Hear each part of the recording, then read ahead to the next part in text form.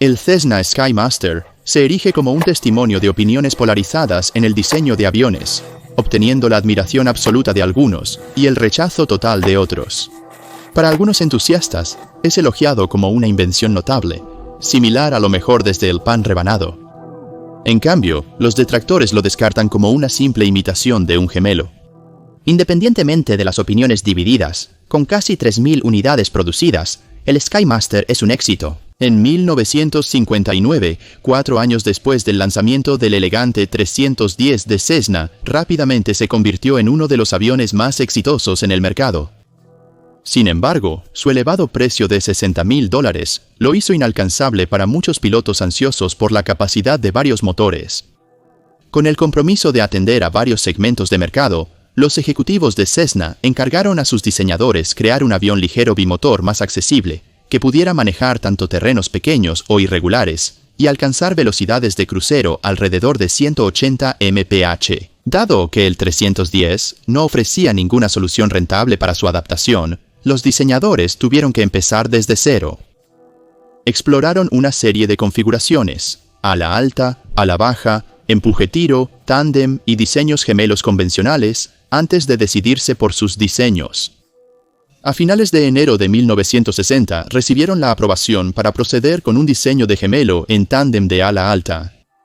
Designado como el modelo número 336, este avión de 2 motores debía seguir el plano de los monoplanos de ala alta de Cessna, con un motor tanto en la parte delantera como en la trasera, uno propulsando y el otro tirando. Su distintivo cuerpo estaría posicionado entre un par de largueros que se extienden desde las alas, llevando a un ensamblaje de cola con 2 estabilizadores verticales y un estabilizador horizontal singular. Además, el diseño permitió serendipitosamente la utilización de muchas partes y ensamblajes comunes con otros modelos de Cessna de un solo motor, aunque esto no era un requisito inicial. Esta decisión reduciría los costos de fabricación y haría el avión atractivo para pilotos que avanzan desde naves de un motor por su asequibilidad. La propulsión vendría de 2 motores, Continental y O360, cada uno ofreciendo 210 caballos de fuerza. El diseño fue innovador, pero presentó desafíos que exigían soluciones creativas. El equipo primero debió dominar las complejidades de las configuraciones de empuje. Descubrieron que los motores empujadores, que impulsan el avión desde atrás, son un poco más eficientes que los motores tiradores. Sin embargo, también aprendieron que los motores traseros tienen problemas de refrigeración por el flujo de aire irregular alrededor del fuselaje. El diseño inicial del sistema de refrigeración utilizaba tomas en el borde de fuga del ala para atraer aire, que luego salía detrás del motor a través de un sistema complejo de tubos de aumento. No obstante, las pruebas de vuelo mostraron que una gran abertura simple en la parte posterior de la cubierta del motor bastaba para la salida del aire. Pero esta solución condujo a un aumento del ruido en la cabina. Para contrarrestar esto, se añadió una cuchara móvil en la parte superior y un ventilador en la parte trasera de la cubierta para reducir el ruido. El equipo de ingeniería resolvió problemas con los cables de control. Al principio, los cables de control de cola pasaban por los puntales del ala, lo que resultó en un sistema complejo y de alta fricción debido a las múltiples poleas que operaban en ángulos extraños. El problema de fricción se redujo notablemente cuando lograron eliminar 7 poleas del sistema durante la fase de pruebas de vuelo. Los componentes de gestión de combustible se situaron estratégicamente con bombas auxiliares en los bordes de ataque del ala y tanques de sumidero de 3/4 en la cola debajo de las alas. Además, la aeronave estaba equipada con grandes flaps Fowler posicionados fuera de los soportes, que constituían el 30% de la cuerda del ala y medían 8 pies de longitud, y ailerones que tenían 5 pies de largo y representaban el 29% de la cuerda. La aeronave tenía un aspecto notable y distintivo, que se vio algo comprometido cuando se adjuntó el tren de aterrizaje fijo, completo con carenados de ruedas. El impacto estético de esta adición práctica se comparó humorísticamente con la discordancia de ver a una reina de belleza en traje de baño con voluminosas botas militares. El vuelo inaugural del 336 ocurrió el 28 de febrero de 1961. El piloto de pruebas Bill Thompson elogió sus capacidades de despegue y ascenso y sus características de confort. Sin embargo, señaló problemas con la estabilidad longitudinal y la autoridad del elevador insuficiente. atribuyendo estos a la configuración de control de alta fricción. Después de algunos rediseños y mejoras, un segundo prototipo tomó los cielos en marzo de 1962. Justo después de un año, el primer SkyMaster llegó a su cliente.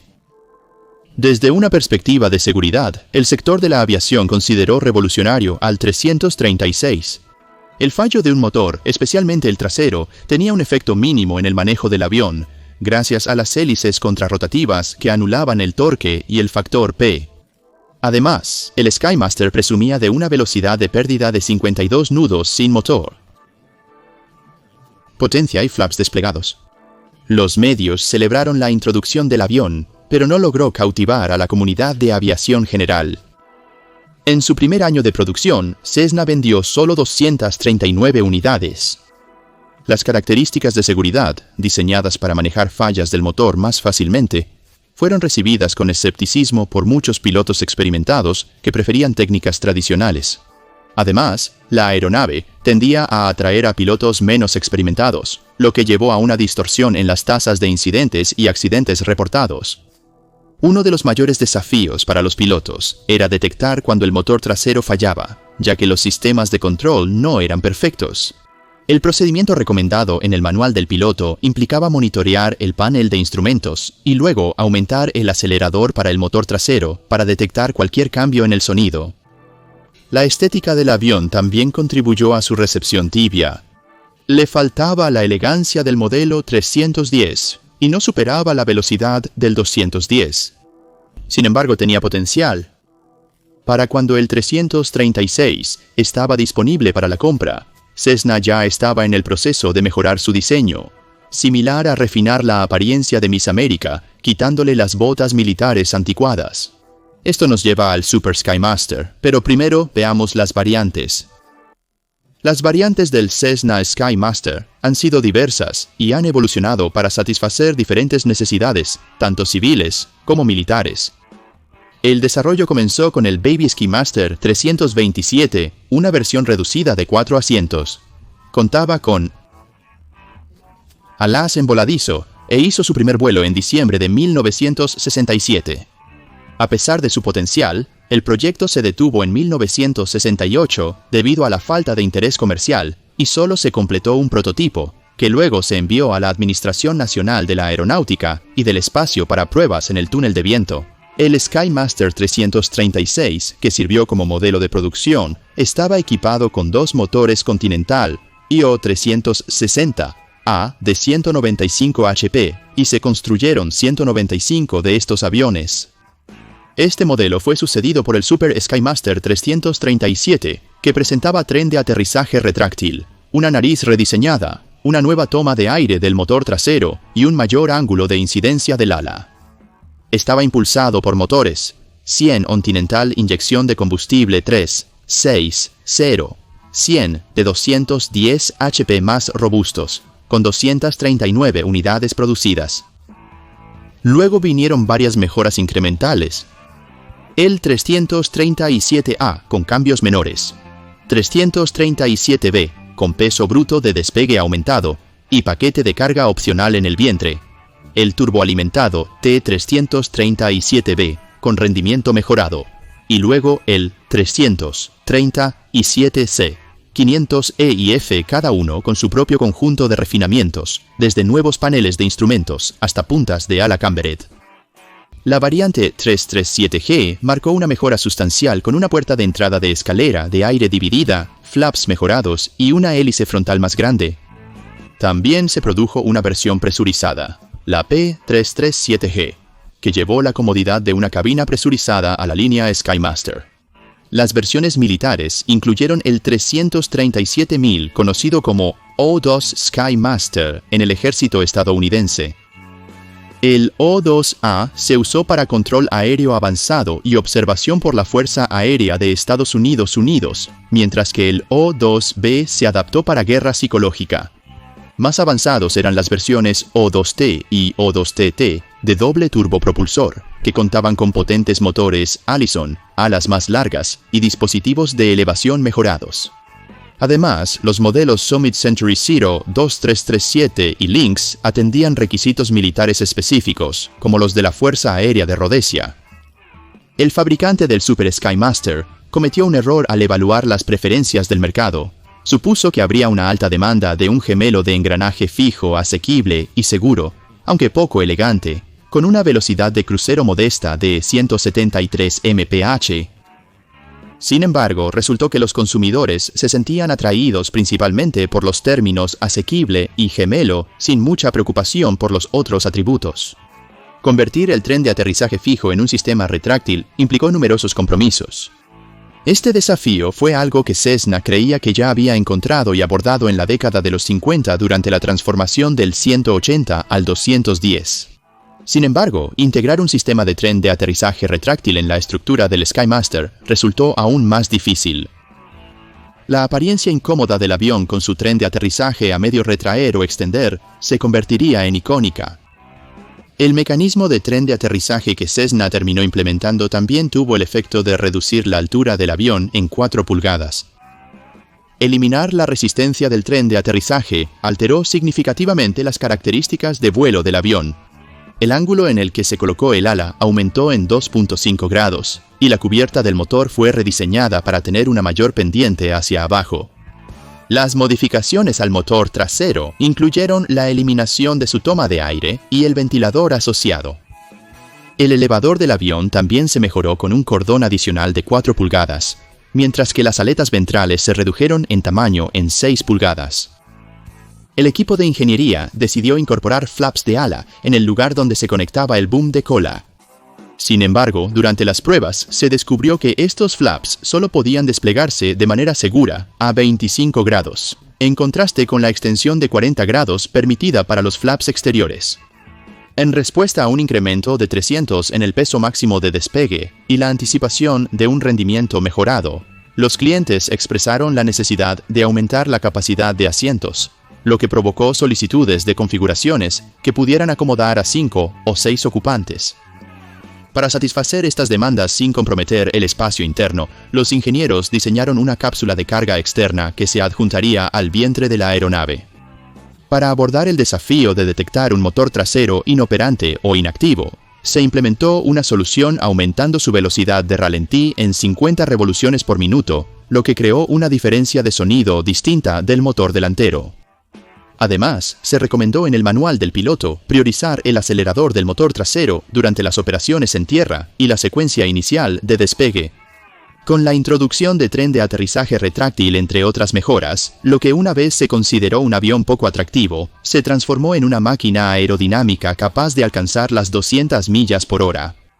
La versión mejorada, conocida como Super Skymaster, realizó su primer vuelo el 30 de marzo de 1964, con las entregas del modelo del año 1966 comenzando en el otoño de 1965. Los intentos de desarrollar un modelo 337 con alas de voladizo se realizaron en diciembre de 1965, pero la ligera mejora en el rendimiento no justificaba el complejo diseño estructural y el aumento de peso asociado, lo que llevó a la cancelación del proyecto el año siguiente. La incorporación de un sistema turbo en 1967 en el 337 aumentó notablemente su velocidad de crucero a 225 mph y le permitió alcanzar altitudes de servicio superiores a 30.000 pies. La versión presurizada del Skymaster entró al mercado navegando a 235 mph. Tenía un precio base de $76.500 en 1973. Con un costo promedio equipado de $98.000, que casi se duplicó a $100.000 para 1980. No obstante, en sus 8 años de producción, solo se vendieron 98 unidades. El avión fue cariñosamente referido por varios apodos como Mixmaster, Push-Pull y Push Me Pull Me, pero oficialmente fue designado como el Super Skymaster para todos los 337 modelos desde 1965 hasta 1971. Desde 1971 hasta el final de su producción, en 1980, el avión se conocía simplemente como el Skymaster. Entre los años 1967 y 1970, Cessna fabricó 144 O2As militares y 30 O2Bs. Sin embargo, no se produjeron modelos turboalimentados desde 1972 hasta 1977. En cuanto al modelo 327, surgió poco después de la introducción del Super Skymaster como una variante menos potente del 337. Compartía el diseño externo de su contraparte más grande, pero tenía una cabina de 4 asientos y un ala de flujo laminar en voladizo similar a la del 210. Estaba equipado con motores Lycoming o 320 de 160 HP. Se anticipaba que la velocidad máxima para el 327 sería de 190 mph, y se esperaba que los métodos de construcción y el diseño estructural fueran menos complejos. Sin embargo, el rendimiento no cumplió las proyecciones. El prototipo voló 39 horas antes de ser mejorado en mayo de 1968 con dos motores IO360 de 180 caballos de fuerza. Con estos motores, a un peso de 3.500 libras, su velocidad máxima alcanzó las 198 mph, pero este rendimiento aún no era suficiente para rivalizar con el Piper Twin Comanche. Tras 44 horas adicionales de pruebas, el proyecto fue discontinuado en agosto de 1968.